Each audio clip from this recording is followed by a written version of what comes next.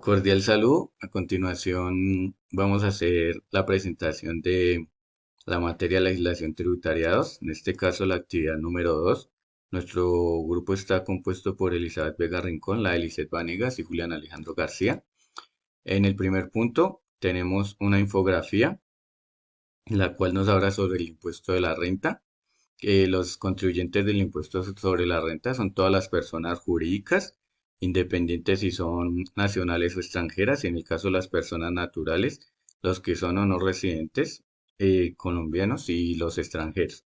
Para, en el caso de las personas naturales, tenemos los colombianos que son residentes o no residentes, y en el caso de los extranjeros, tenemos a los que son residentes. Para las personas jurídicas, las sociedades nacionales están obligadas pues a cumplir con las rentas nacionales y las rentas extranjeras. Y en el caso de las sociedades extranjeras, pues están obligadas a cumplir con las rentas nacionales. También encontramos a las empresas públicas, en este caso las industriales y comerciales del Estado, las entidades gremiales que se dedican a actividades industriales, actividades comerciales o actividades financieras. También encontramos los contribuyentes del régimen tributario especial, las sucesiones ilíquidas, las cajas de compensación familiar y los fondos de empleados. La ley dispone de diferentes figuras, en este caso también contamos con los no contribuyentes. En el estatuto tributario, en el artículo 598, nos indican quiénes no son estos contribuyentes del impuesto sobre la renta, como son la nación, las entidades territoriales, las corporaciones autónomas regionales, las corporaciones de desarrollo sostenible, las áreas metropolitanas, la Sociedad Nacional de la Cruz Roja, las superintendencias y las unidades administrativas especiales de acuerdo a la ley. En otra figura tenemos los no contribuyentes no declarantes, no están obligados a declarar, que son las sociedades de mejoras públicas, asociaciones de padres de familia, organismos de acción comunal, juntas de defensa civil, juntas de copropietarios en propiedad horizontal o de juntas de copropietarios de conjuntos residenciales, asociaciones de exalumnos y asociaciones de hogares comunitarios, hogares infantiles de adultos mayores que estén autorizados por el Instituto Colombiano de Bienestar Familiar. Otra figura que tenemos son los no contribuyentes que están obligados a declarar, pero pues que no están obligados a pagar el impuesto. Eh, Ellos están obligados a presentar la declaración de ingresos y patrimonio ante la DIAN. Estos son los sindicatos, las asociaciones gremiales, fondos de empleados, fondos mutuos de inversión, iglesias y confesiones religiosas reconocidas por la ley, partidos y movimientos políticos aprobados por el Consejo Nacional Electoral, asociaciones y federaciones de departamentos y municipios, sociedades o entidades de alcohólicos anónimos y cualquier otro establecimiento oficial descentralizado, salvo que la ley disponga de lo contrario. Obligados a declarar renta por el año grabable 2024. En este caso, pues son las personas naturales obligadas a declarar renta siempre y cuando se cumplan ciertas condiciones. Dentro de estas condiciones encontramos que su patrimonio bruto no exceda las 4.500 VTs, las cuales para el año 2024 son 211.793.000 pesos y para el año 2025 son 224.096.000 pesos. En caso de sus ingresos, que no superen las 1.400 VTs, esto para el año 2024 son de 65.891.000 pesos y para el año 2025 son de 69.719.000 pesos. Consumo con tarjetas de crédito que no excedan las 1.400 VTs. Las compras y consumos de igual manera que no excedan las 1.400 VTs y las consignaciones bancarias que no excedan las 1.400 VTs. Gracias. Cordial saludo, profesor Oscar Osvaldo. Mi nombre es Elizabeth Vega Rincón. Continuando con la sustentación de nuestra actividad, veremos lo que son los ingresos fiscales. Estos pues son los que obtiene el Estado para financiar las actividades y el funcionamiento del sector público. Estos se encuentran clasificados de dos orígenes, unos que son de fuente extranjera y los de fuente nacional. Los de fuente extranjera son aquellos que no generan renta de fuente dentro del país, según el artículo 25 del Estatuto Tributario. Aquí encontramos pues varios ejemplos de cuáles son, como los créditos a corto plazo por importaciones de mercancías y servicios, los créditos para financiación o prefinanciación de exportaciones, los créditos obtenidos de no residentes por entidades financieras, entre otros. Los de fuente nacional, pues, provienen de la explotación de bienes materiales e inmateriales y la prestación de servicios dentro del país, según el artículo 24 del Estatuto Tributario. Entre estos encontramos como son las rentas de capital de bienes inmuebles, las utilidades por enajenación de bienes inmuebles, los intereses de créditos poseídos en el país, las rentas de trabajo, como son las sueldos, comisiones, honorarios, bueno, en fin, las contraprestaciones por servicios personales, los beneficios o las regalías, los servicios técnicos.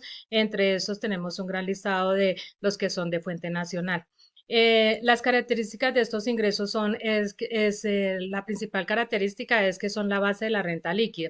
Este está contemplado en el artículo 26 del Estatuto Tributario y se obtiene de la suma de los ingresos extraordinarios y los ingresos ordinarios y extraordinarios. ¿Por qué? Porque pues ellos son susceptibles de incrementar el patrimonio, se realizan durante el periodo gravable, son considerados expresamente como ingresos constitutivos de renta o ganancia ocasional. La realización de estos ingresos se dan dependiendo si se lleva o no se lleva contabilidad. Los que lleva contabilidad, pues se da en el momento o se causa cuando se reconoce en la contabilidad si no se haya recibido el pago. Y los que no llevan contabilidad, pues cuando se recibe efectivamente el dinero o en especie equivalente a un pago según lo que establece el estatuto tributario. Los ingresos en especie son aquellos en los cuales se utiliza un medio de pago diferente al efectivo o equivalente al efectivo. Su valor se determina por el valor comercial de las especies en el momento de la entrega o por el fijado dentro del contrato que se haya establecido, según el artículo 29 del Estatuto Tributario. Tenemos aquí lo que son las ventas brutas, que son aquellas que representan el total de las ventas de los bienes o servicios enajenados en un periodo determinado sin ninguna deducción, según un concepto del Consejo Técnico de la Contaduría Pública. Tenemos que los salarios no son solo las remuneraciones ordinarias fijas o variables, sino todo lo que recibe el trabajador en dinero o en especie como contraprestación directa del servicio, sea cualquiera la forma o denominación que se adopte, como son las primas, los sobresueldos, bonificaciones habituales, valor del trabajo, lo suplementario o de las horas extras, el valor del trabajo en días de descanso son obligatorios, los porcentajes sobre las ventas y las comisiones según el artículo 127 del Código Sustantivo del Trabajo y el artículo 103 del Estatuto Tributario.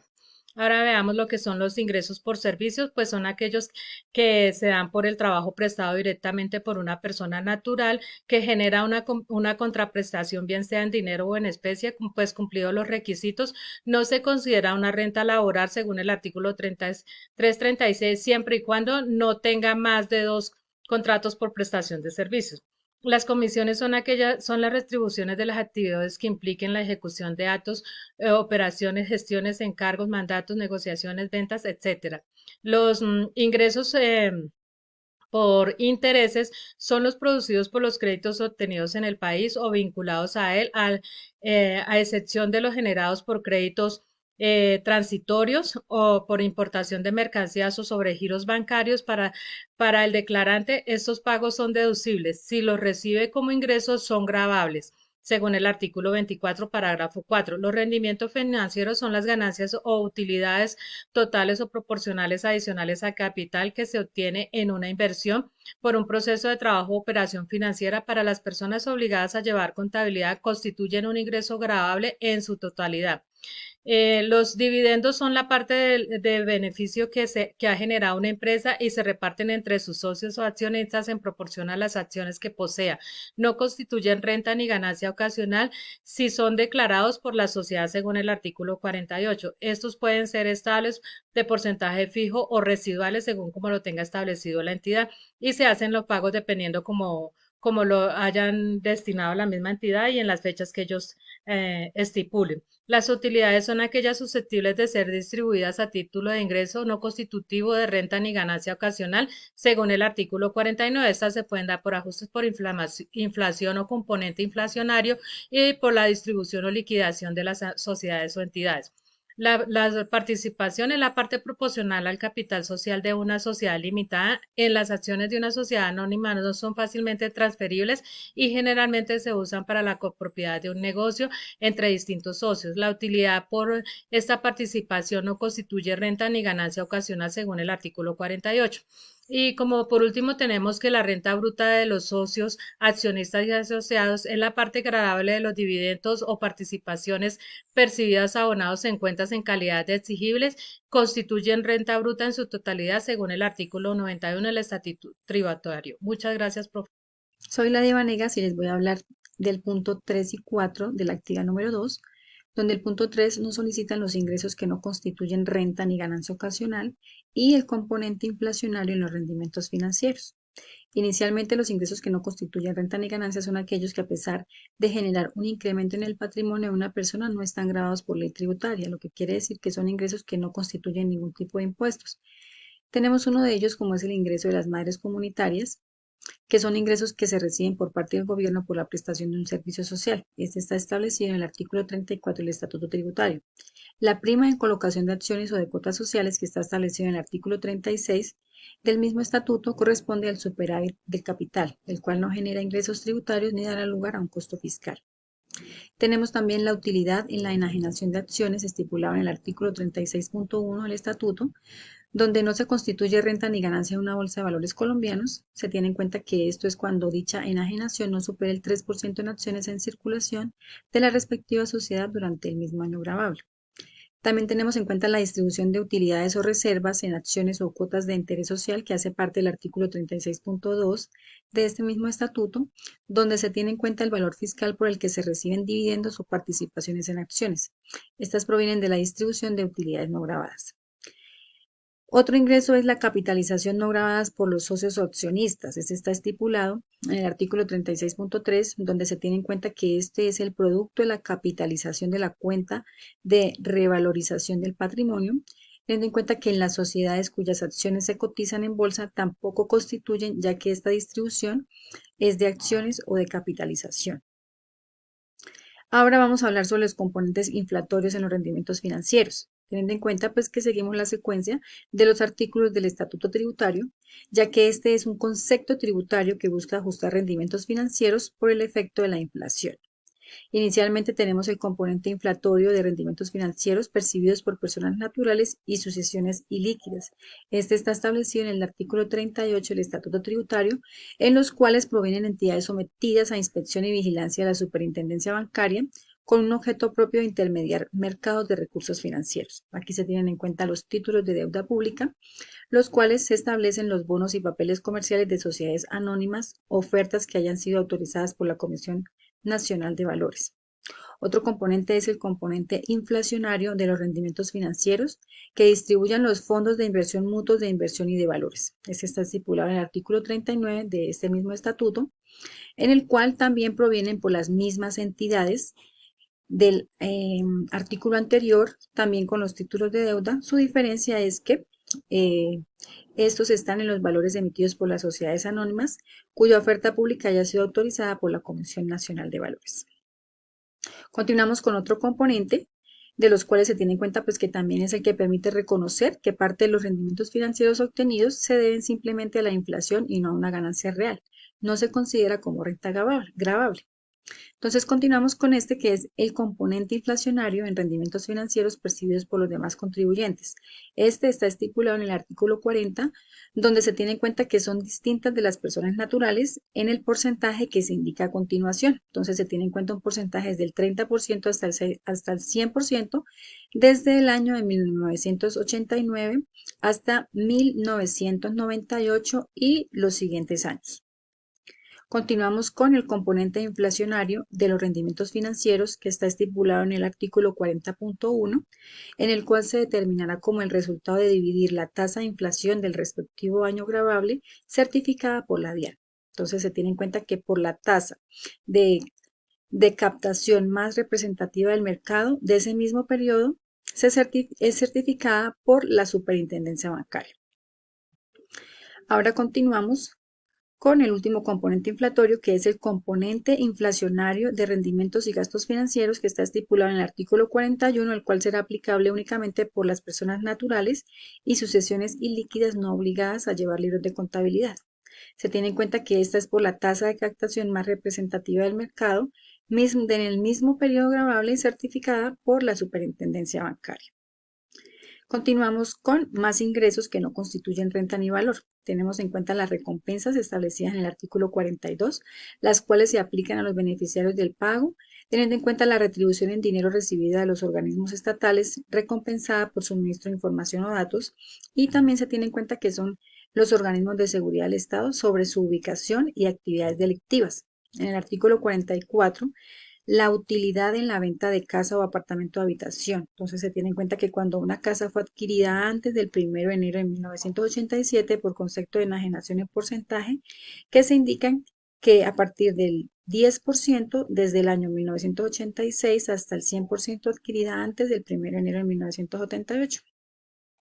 Continuamos con el artículo 45, donde se habla sobre las indemnizaciones por seguro de daño. Entonces aquí se tiene en cuenta el valor de la indemnización en dinero que reciben por seguro de daño correspondiente al mismo año. Entonces se tiene en cuenta que el contribuyente debe demostrar en adquisición de bienes iguales al objeto del seguro. En el artículo 46 encontramos los apoyos económicos no constitutivos de renta ni de ganancia ocasional, que son los apoyos económicos no reembolsables entregados por el Estado con recursos públicos. Este nos permite financiar programas educativos. Continuamos con más ingresos que no constituyen renta ni ganancia ocasional, como lo son los gananciales. Este está establecido en el artículo 47, lo que se recibe por concepto de ganancias. Entonces aquí se tiene en cuenta que si constituye ganancia ocasional, lo percibido como porción conyugal solamente.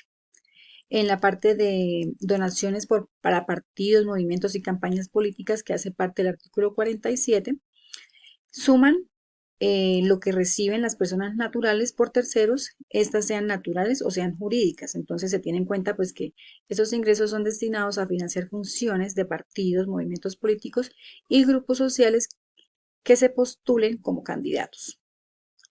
Continuamos con las participaciones y dividendos. Entonces, esta está estipulada en el artículo 48, donde son percibidas por los socios, accionistas, comuneros, asociados, suscriptores y similares que sean sociedades nacionales. En el artículo 49 encontramos la determinación de los dividendos y participaciones no gravables, las cuales se tienen en cuenta que son las utilidades obtenidas a partir del 1 de enero de 2013, teniendo en cuenta el artículo anterior.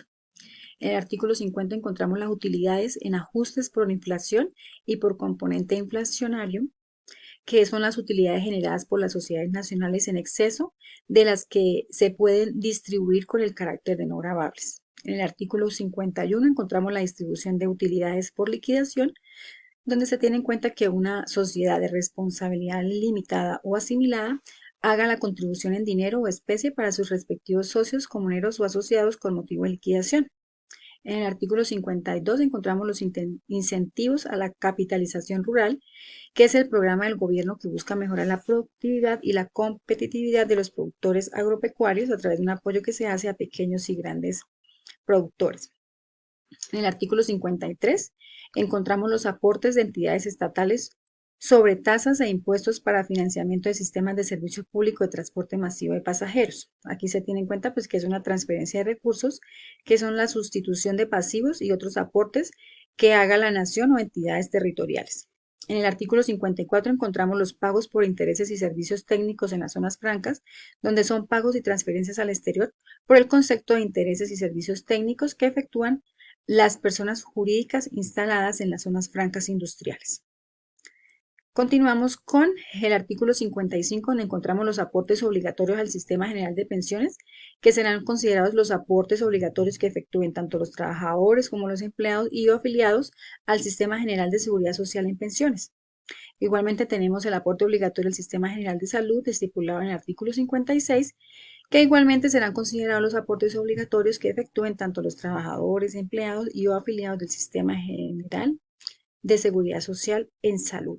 El artículo 57 nos habla de la exoneración de impuestos para la zona del Nevado del Ruiz, donde se tiene en cuenta que es un ingreso obtenido por la enajenación de los inmuebles de acuerdo al decreto 3850 de 1985. En este caso, se trata de la adquisición y explotación de áreas afectadas por la actividad volcánica, la cual fue derogada por la Ley 96 de la Ley 2277 del 2022. Tenemos también los ingresos no constitutivos de renta o ganancia ocasionada, que es en el artículo 57.1, que son los subsidios y ayudas otorgadas por el gobierno, como lo son los programas de agroingreso seguro y provenientes del incentivo de almacenamiento y el incentivo a la capitalización rural. Por último, tenemos el 57.2, que trata sobre el tratamiento tributario de recursos asignados a proyectos calificados como de carácter científico, tecnológico o de innovación. Tenemos en cuenta que estos son los recursos que recibe el contribuyente para ser destinados al desarrollo de estos proyectos. Ahora continuamos con el punto número 4, donde nos solicitan un mapa conceptual, perdón, donde hablemos de los ingresos presuntivos. Los ingresos presuntivos son aquellos ingresos que son realizados o verificados por la DIAN con el fin de que los contribuyentes cumplan con sus obligaciones tributarias. Aquí tenemos algunos de ellos, los cuales son como los más comunes. Uno de ellos es la presunción de renta gravable por ingresos de divisas, que está establecido en el artículo 755, número 2 del Estatuto Tributario, donde se tienen en cuenta pues que esos son ingresos provenientes del exterior por concepto de servicios o transferencias que se presumen constitutivos de renta no gravable y están establecidos o se tienen en cuenta en el impuesto a la renta. Otro es la renta presuntiva por consignaciones en cuentas bancarias y de ahorro. Este se tiene en cuenta pues que son todos los valores que se consignan a un tercero, que son pertenecientes a ingresos operacionales. También se tiene en cuenta la presunción por diferencia en inventarios, es cuando se compruebe que los inventarios son superiores a los que se han registrado o contabilizado y se presume que la diferencia representa ventas gravables del año anterior. También tenemos en cuenta la presunción del ingreso por omisión de registro de compras, que está establecido en el artículo 760 del Estatuto Tributario, donde se comprueba que el responsable ha omitido registrar compras destinadas a las operaciones grabadas.